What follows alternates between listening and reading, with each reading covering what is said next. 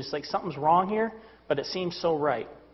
So I continued to watch it, and after a while I put it away, but over the summer I continued to watch it some more, and so that was my first taste, my first introduction to pornography, and it continued on. And my parents seemed to also be really involved as far as pornography and their viewing of it, at least my father.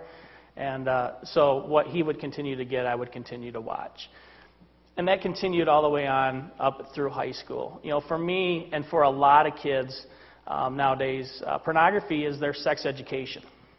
And I'm sure a lot of you know, or at least you should know and you should have heard by now, that what you see, what happens in pornography is not what sex really is and what God intended it to be. He intended it to be something so amazing and so special. So that was my education. I played hockey, I played sports, and I grew up here, I grew up in Kentwood, and hockey was a big deal. And unfortunately for me, I was able to use that experience to manipulate girls and manipulate relationships.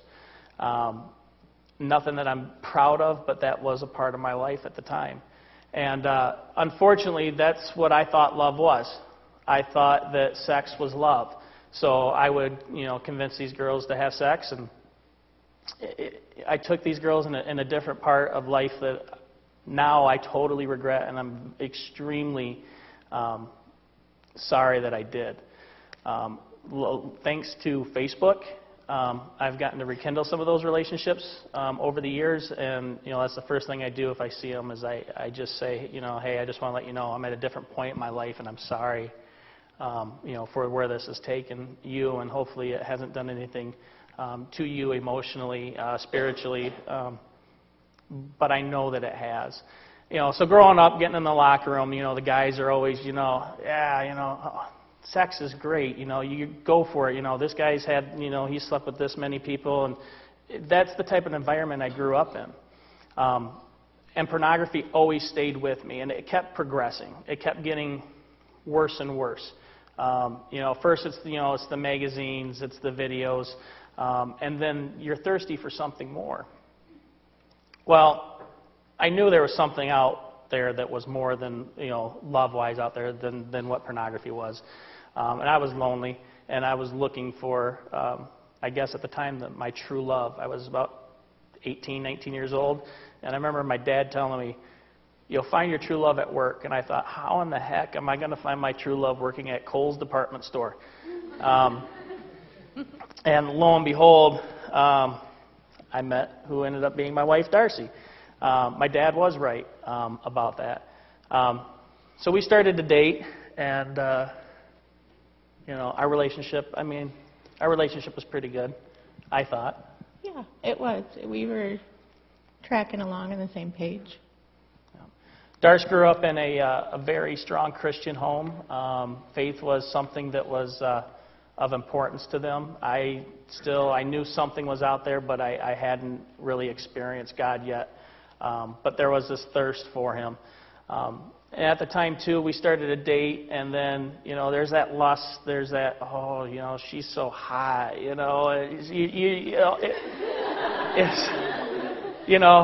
I still think you're pretty hot. But anyways, so there's that lust, there's that draw and that attention, that you look for each other. And so pornography for me at that point had kind of gone away because I'd found a new high. I'd found a new love, something to fill that hole for me. And I thought, wow, this is it, I still kept the stuff around, and I finally got an apartment, and I was living on my own, and oh man, I had the world by the tail. Everything was great, How much better could this get, living on my own? So at that point, I'm sitting in my apartment one day, and I guess you can tell the story about how you found my stash. Well, being a good girlfriend, I, of course, had to check out his apartment while he wasn't home. And came across a box, and it was full of videos. I don't think DVDs were out yet, were they? No, probably not. Unfortunately. And magazines. And so curious, and I said, okay, what's this? He's like, oh, well, that's just some pornography I had. And at that point in my life, I thought, all guys look at it. This is nothing different. And so I just kind of let it go. But yeah. And, so she asked me, and I told her what it was, and, she went in that avenue.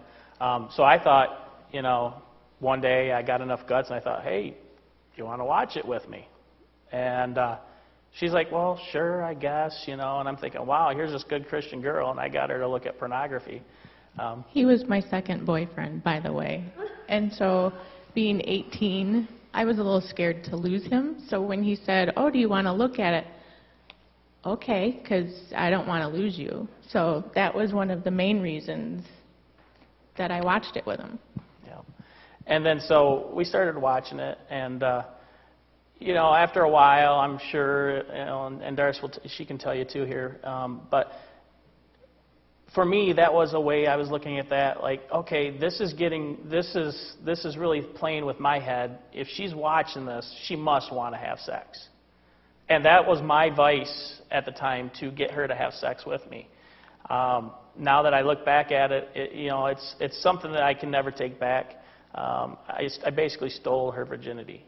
And it was something that, still rattles me to this day. I mean, we have a son who's 11 years old, and we've got a daughter who's 7. And I can't imagine somebody doing that to my daughter. So it still crushes me today and bothers me. And, I guess, how did you feel when we were looking, when we were watching those videos? And, Like I said before, it was just something to please him. I would kind of go numb and just kind of sit there and say, okay, well, we've watched this, then of course that's going to lead to sex, and then I'll go home. It was just sort of part of a routine that we had every couple of nights, or however often we were alone in the apartment. Yeah. And I didn't realize at the time that she was doing it just to appease me, just to keep that relationship going. Because for the most part, we never talked about our emotions. We never talked about how it made us feel. Which is something that we learned later in our marriage, that is a huge thing. Communication is gigantic in a marriage, and if you don't talk about it and talk about things, it will wreck you. So I thought, eventually this would just go away, eventually get married, and pornography won't be an issue in my life, because, I wouldn't need it once I got married. So we got married a few years later, and lo and behold, when you get married, comes arguments, comes fights, comes disagreements, and pornography was an avenue for me to basically push her away when we'd have those arguments or those fights, and say, you know what, you obviously don't love me, I'm going to take care of this in a different way. At that time, amazing internet and dial-up came along, and I would wait for 45 minutes for a 20-second clip of some sort of pornography to come up. And so when internet introduced pornography to me and the access to it, it was just fueling a fire that was there, and it just continued to go that way. We had our first child, and at that point, Darcy didn't want to have anything to do with sex, and I can't blame her. I mean, the stuff that you went through and the way that you were feeling, and about yourself at that point. So basically what I started to do was I started, to look more and more at pornography, feeding this selfish need. And I eventually got caught at home. At that time, you could access pornography and you could use your telephone as a way to bill for it. So the bill came in the mail, and that's how she found out. She found out that I was, so I didn't get, let me put it this way. I got the bill, she asked me about it. And typically, what most people will do when they're caught is they'll lie about it. And I lied, and I said, I have no clue what this is about. It must be a mistake on the bill. I'll take care of it.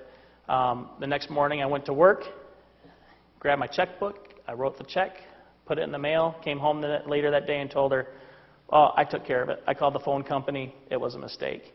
So now that I'm caught, what do I do? Where do I go? Where do I go for my fix? And the thing is pornography it's a snowball effect. It's so progressive. And, so